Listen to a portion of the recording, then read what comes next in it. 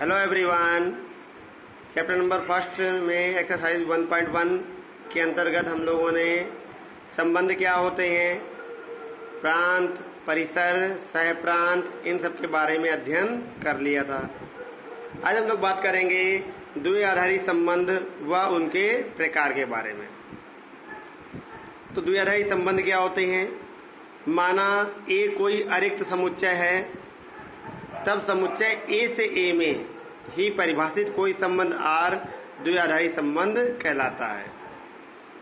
ठीक है, ए कोई समुच्चय है जो कैसा हो, रिक्त ना हो, और समुच्चय क्या हो, ए से ए में ही संबंध स्थापित कर रहा हो, तो ऐसा संबंध हमारा द्विआधारी संबंध कहलाता है।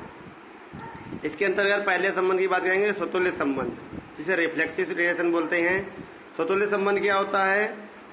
मान लिया कोई एक सेट ए है और जो कि किसी संबंध आर द्वारा एक ए से रिलेटेड है, तो एक्स इस समुच्चय का कोई अवयव है, तो एक्स संबंधित हो अगर एक्स से ही, यानी एक्स रिलेटेड टू एक्स, कोई भी अवयव अगर स्वयं से संबंधित होता है for every x belong to A के लिए, तो ऐसा संबंध हमारा स्वतुल्य संबंध कहलाता है। जैसे बराबर का संबंध जो होता है स्वतुल्य संबंध है, अर्थात एक्स रिलेटेड टू वाई, अर्थात यदि x बराबर y है तो एक स्वतुल्य संबंध कहलाता है, क्योंकि x के भी बराबर होता है। ठीक है, x अगर y के से रिलेटेड है, अर्थात मतलब क्या हो गया, x बराबर है y के, तो कोई भी अवयव स्वयं के बराबर होता है, तो स्वयं के बराबर होता है, इसलिए ये कैसा होगा, स्वतुल्य संबंध होगा। सेकंड बात करते हैं सम्मित संबंध की। तो सेम x y समुच्चय a के कोई अवयव हैं जो कि r संबंध द्वारा संबंधित है, तो यदि x रिलेटेड y से है और y तो y रिलेटेड x से अगर होता है, अर्थात x का संबंध जो y से है वही संबंध y का x से हो जाए, तो हम कहते हैं ऐसा संबंध हमारा सम्मित संबंध है। जैसे किसी समतल में स्थित रेखाओं के समुच्चय में संबंध लंब संबंधित संबंध है। कैसे? जैसे यहाँ पे दिया है कि x लंब है y पर, यहाँ पे यदि x y पर लंब है तो y भी x पर लंब होगा। चेक कर सकते हो, ये मान लिया हमने y है और ये मान लिया x है, हमने कहा कि y जो है वो x पर लंब है, तो इसको अपोजिट साइड में देखे करके घुमा के इसको तो देख सकते हैं। ठीक है, तो x भी y पर क्या होगा, लंब होगा। भाई x भी y पर कैसा होगा, लंब होगा। तो यहाँ पे यदि x y पर लंब है तो y भी अगर x पर लंब है, तो ऐसे संबंध को हम सम्मित संबंध कहते हैं। दूसरा एग्जाम्पल बराबर का है, x अगर बराबर है y के तो y भी बराबर होगा x के। ठीक है, नेक्स्ट है प्रतिसम्मित संबंध।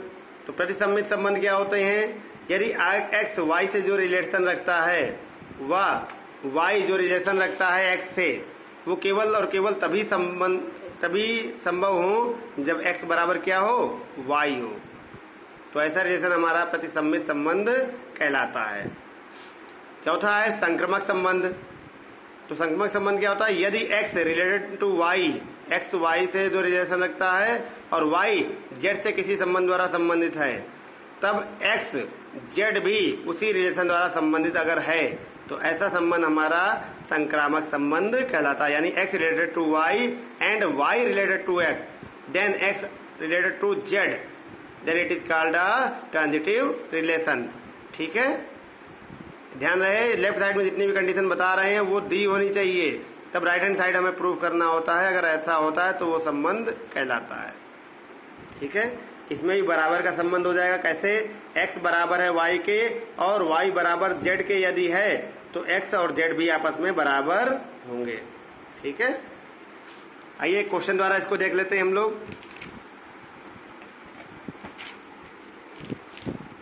तो क्वेश्चन दिया है, सिद्ध कीजिए कि, अच्छा एक चीज और, एक तुल्यता संबंध और होता है। तुल्यता संबंध देख लीजिए, कोई भी संबंध आर जो होता है तुल्यता संबंध कहलाता है यदि वो स्वतुल्य भी हो, सम्मित भी हो और संक्रामक भी हो।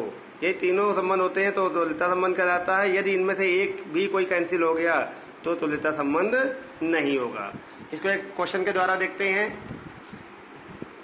कह रहा सिद्ध कीजिए कि समतल में स्थित सभी त्रिभुजों के संबंध में कथन सर्वांगसम है। संबंध कैसा है? सर्वांगसम। के द्वारा परिभाषित संबंध तुल्यता संबंध है। तुल्यता सिद्ध करना यानी हमें स्वतुल्य, सम्मित, संक्रामक तीनों सिद्ध करने हैं। तो यहाँ पे क्या है? समतल में स्थित सभी त्रिभुजों का समुच्चय जो दिया हुआ उसको ए मानते हैं, ठीक है। और ए में जो संबंध बताया गया, संबंध कैसे बताया गया है? सर्वांगसम का। तो आइए प्रश्न नंबर देखते हैं। तो आर के द्वारा समुच्चय ए का प्रत्येक अवयव एक्स, अवयव क्या मान लिए? एक्स, स्वयं से संबंधित होगा। अर्थात एक्स कोई अगर त्रिभुज है तो वो स्वयं के सर्वांगसम हमेशा होगा। सर्वांगसम हम लोग जानते हैं, तीनों भुजाएं बराबर हों, तीनों एंगल बराबर हों तो सर्वांगसम होता है। या और भी कई सारी कंडीशंस होती हैं, SAS, ठीक है, पढ़ी होगी आप लोगों ने। तो यहाँ पे कोई भी त्रिभुज अगर है वो स्वयं के त्रिभुज के क्या होता है? हमेशा सर्वांगसम होता है। अतः ये कैसा है? स्वतुल्य है। सेकंड नंबर, यदि एक्स त्रिभुज वाई त्रिभुज के सर्वांगसम है तो वाई त्रिभुज भी एक्स के सर्वांगसम होगा। अतः यह सम्मित संबंध है। और थर्ड है, यदि कोई त्रिभुज एक्स और वाई आपस में सर्वांगसम है और वाई और जेड भी आपस में सर्वांगसम है तो एक्स और जेड भी आपस में सर्वांगसम होंगे। इस प्रकार से संक्रामक संबंध भी होगा। तो हम कहेंगे क्योंकि यह स्वतुल्य, सम्मित, संक्रामक तीनों है अतः यह तुल्यता संबंध है।